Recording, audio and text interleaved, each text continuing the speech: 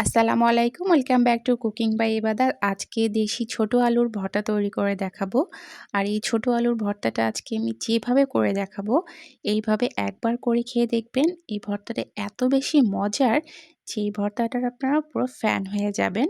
তো চলুন দেখে নিই পুরো রেসিপিটি। প্রথমে আমি এখানে ছোট আলু নিয়েছি। আলুগুলো ধুয়ে পরিষ্কার করে নিয়ে নিয়েছি। দেখতে পাচ্ছেন আলুগুলো কিন্তু অনেক ছোট, ছোট।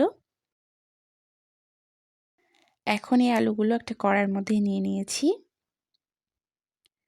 দিয়ে নিচ্ছি কয়েকটা কাঁচামরিচ। কাঁচামরিচটা আপনাদের প্রয়োজন মতো আপনারা দিয়ে নেবেন। দিয়ে নিচ্ছি রসুনের কোয়া, খোসাটা ছাড়িয়ে নিয়ে নিয়েছি। পেঁয়াজ কুচি দিয়ে নিচ্ছি। এরপরে দিয়ে নিচ্ছি পরিমাণ মতো পানি। আসলে আমি এই কড়াইয়ের মধ্যে কিছুক্ষণ আগেই এই ছোট আলুর একটা ভাজি তৈরি করেছিলাম।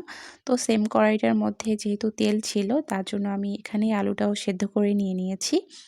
আপনারা আবার ভাববেন না যে এখানে নোংরা কড়াইটার মধ্যেই আমি ভর্তাটা বানাচ্ছি। ওই রেসিপিটাও আমার চ্যানেলে আপলোড করা আছে। আপনারা চাইলে দেখে নিতে পারেন। তো এখানে পরিমাণ মতো পানি দিয়ে আমি আলুটা ভালোমতো সেদ্ধ করে নিয়ে নিয়েছি। পানিটা যখন পুরোপুরি শুকিয়ে আসবে তখন এখানে পরিমাণ মতো রান্নার তেল দিয়ে নিচ্ছি। তেলটা দেওয়ার পরে আমি ২ মিনিট থেকে ৩ মিনিটের মতো আলুটা আমি ভেজে নিয়ে নিব। আলুটা এইভাবে ভেজে নেওয়ার কারণে কড়াইটা কিন্তু নিচের দিকে পড়ে যাচ্ছে। তার মানে আপনারা আবার ভাববেন না যে আ আলুগুলো পড়ে যাচ্ছে। আলুগুলো কিন্তু পড়ে যাচ্ছে না। আলুগুলো কিন্তু একেবারেই ভালো আছে আর ভাজা হচ্ছে। কারণ ওই যে আমি আলুর ভাজি করার কড়াইটার মধ্যে এখানে নিয়ে নিয়েছি আলুগুলো সেদ্ধ করার জন্য। তার জন্য কড়াইটা খুব দ্রুত পুড়ে যাচ্ছে। আপনারা যখন ফ্রেশ কড়াইয়ের মধ্যে করবেন তখন কিন্তু এরকমটা ঠিক হবে না। হালকা একটু পরিমাণে লেগে যাবে।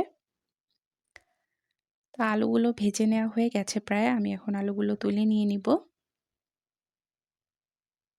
আলুগুলো একটা স্টিলের প্লেটের মধ্যে আমি তুলে নিয়ে নিয়েছি। আর এখানে সেই মরিচগুলো নিয়ে নিয়েছি।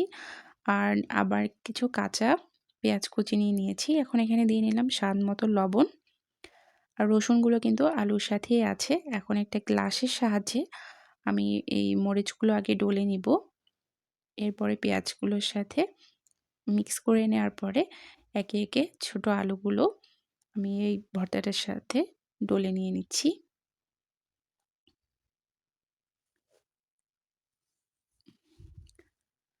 আর এইভাবে কিন্তু ছোট আলুর ভর্তাটা খেতে অনেক বেশি মজা লাগে। অনেকেই আছে এই রেসিপিটা এখন পর্যন্ত জানে না। তার জন্যই আমি আজকে এই রেসিপিটা আপনাদের সাথে শেয়ার করলাম। আশা করব আপনারা যখন এই রেসিপিটি তৈরি করবেন তখন আপনাদের কাছেও এই ভর্তাটা খেতে অনেক বেশি মজা লাগবে। আর তখন আপনারা বারে, বারে এই রেসিপিটি তৈরি করে খাবেন। এই রেসিপিটি হয়তোবা আমাদের উত্তরবঙ্গেই তৈরি হয়। আমি অনেক জায়গায় শুনেছি যে এই আলুগুলো অনেকেই খেতেই চায় না। তো ভর্তাটা তৈরি হয়ে গেছে। আ আস ভর্তাটা তৈরি হয়ে গেছে। দেখতেই পাচ্ছেন খুব সহজেই কিন্তু এই ভর্তাটা তৈরি হয়ে গেল।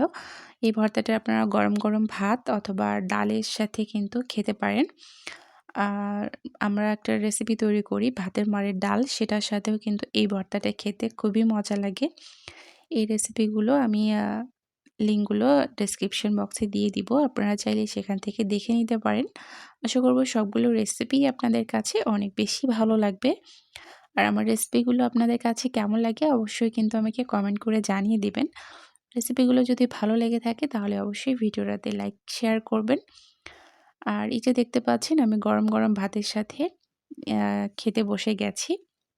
এই ভর্তাটা কিন্তু আমার অনেক বেশি পছন্দ। তো আজকে খেতে, খেতেই আমি বিদায় নিয়ে নিচ্ছি। ভালো থাকবেন, সুস্থ থাকবেন। খোদা হাফেজ।